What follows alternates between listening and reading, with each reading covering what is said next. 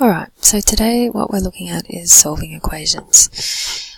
And before we do though, let's have a look at just a recap of what we did last lesson. So last lesson, you guys were given a expression and you were asked to identify what we did to x in order to get that expression. So we started with x by itself. You multiplied x by 5 to get the 5x, and then once you'd done that you added 3 and that gave us 5x plus 3. Then you were asked, okay, what do we do with this to get back to having x by itself? And we would use the inverse operations to undo these things. So to get rid of the plus 3 we minus 3, and then to get rid of the times 5 we divided by 5. So solving equations is all to do with this so that we can get x by itself. That's what you're going to be asked to do, is undo the expression to get x by itself. Alright, so your question that you would be asked would be something like solve for x, and that just means get x by itself. That's what it means. So let's do this one, but this time I'm going to give you a bit more information. I'm going to make it an equation rather than an expression. So we get 5x plus 3 equals 8. Once you've got this information, we can now solve this equation and get x, find out what x equals. Okay? So the first thing I want you to think is, what did you actually do to x to get this expression? So we times by 5 and we added 3. So in order to get x by itself now, you already know that we now have to minus 3 and divide by 5, and we have to do it in that order. So that's what we're going to do. So the first thing I'm going to do tells me that I want to minus 3. Now, the other thing with equations is this equal sign here. This means that this side equals that side. So if you do anything to here, if you want this equal sign to hold true, you have to do the same thing to here. Alright? So if I'm going to take 3 from here, in order to make sure this equal sign holds true, I have to take 3 from here as well. Otherwise, you can't use the equal sign. So, in getting x by itself, I want to take away that 3. But whatever I do to one side, I have to do to the other side. So now I end up with 5x plus 0 equals 5. Alright, so that can also be written as 5x equals 5. But we still don't know what x is. Alright, you might be able to see it, but let's do it algebraically. So now I want to get rid of this times 5. So to get rid of the times 5, I have to divide by 5. So I end up with 5x divided by 5 equals 5 on 5. Because there's like a little times in here, 5 times x, I can now cancel those out. And I end up with 1, 1, which is the same as 1x or x over 1 or 1x over 1. But in the end, it all equals x. This also cancels out to 1. X equals 1. Now the cool thing about solving this equation for x is we can check and see if our answer's right. So I'm going to check 5x plus 3 equals 8. And how I'm going to check that is I'm going to put this x equals 1 into there. I'm going to substitute x for 1. So I'm going to go 5 times 1 plus 3 equals 8.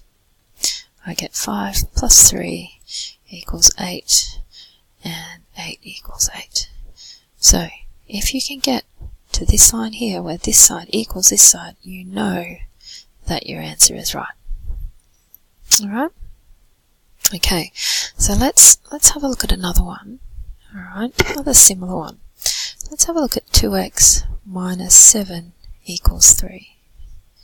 So, the first thing I want you to do is, alright, what did you do to the x to get 2x minus 7? So the first thing you did was times 2, then you minus 7. So, if we want to get x by itself, that's what solving an equation asks us to do, is find x. We're going to work backwards using the inverse to undo these operations.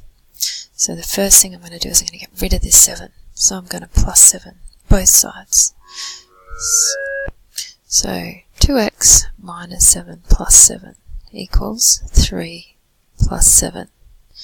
Now, if you think of this as 2x, this minus belongs to the 7. So if you think about it as 2x plus negative 7 plus 7, negative 7 plus 7 equals 0. So we get 2x plus 0 equals 10. Okay, so negative 7 plus 7 equals 0. So we can just simply write that as 2x equals 10. To get rid of the 2, we divide both sides by 2. So we end up with 2x over 2 equals 10 over 2. These cancel out, and 10 divided by 2 is 5. I then want to check. 2x minus 7 equals 3. So I'm going to put this x equals 5 into there, and I get 2 times 5 minus 7 equals 3.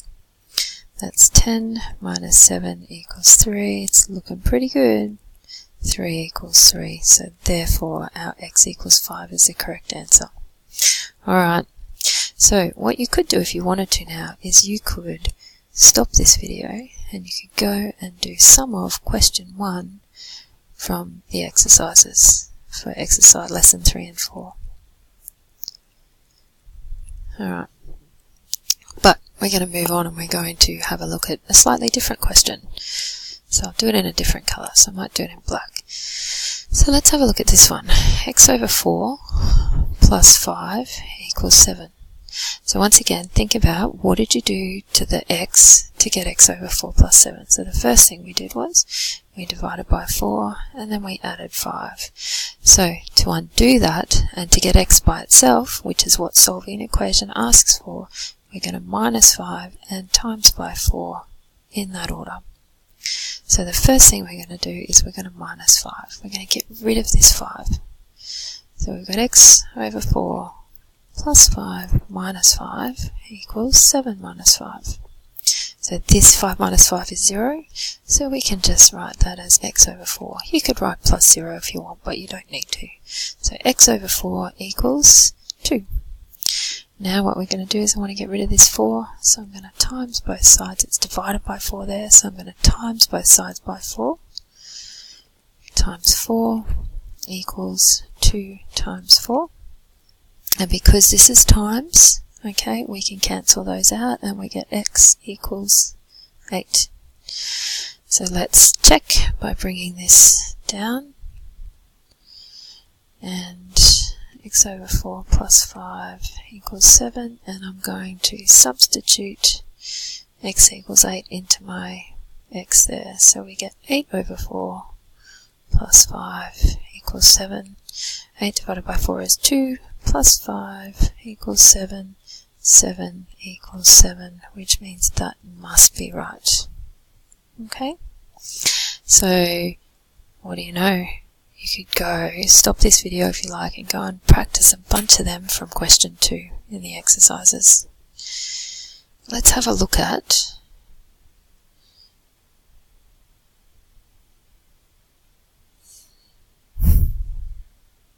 we might have a look at another type of question.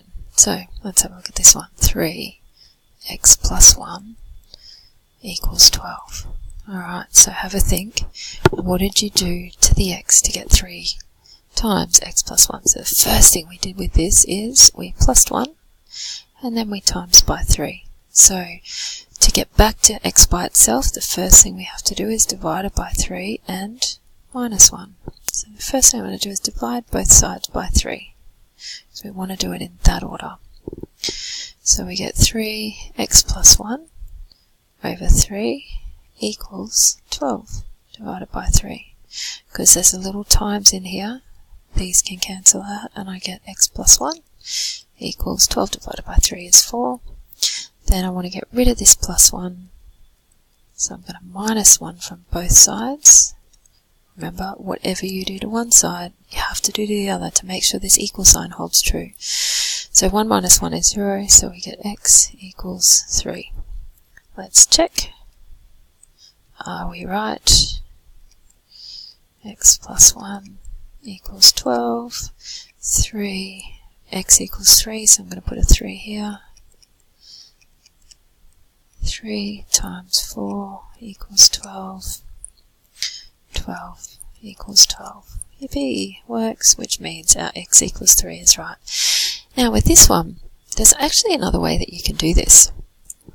Let's have a look at it. So I'm going to put it over here. So 3x plus 1 equals 12. Now, the first thing we could do here is we could expand these brackets. And remember this from the last time we did algebra. So let's just write over here that we're going to do that. Expand brackets. And we end up with 3x plus 3 times 1 is 3 equals 12. Now look at this. What did you do to x? So the first thing we did to x was we times by 3 and then we added 3. So this time we're going to minus 3 and divide by 3 in that order. So I'm going to minus 3 from both sides. So we get 3x. 3 minus 3 equals 12 minus 3. 3 minus 3 is 0, so we get 3x equals 9.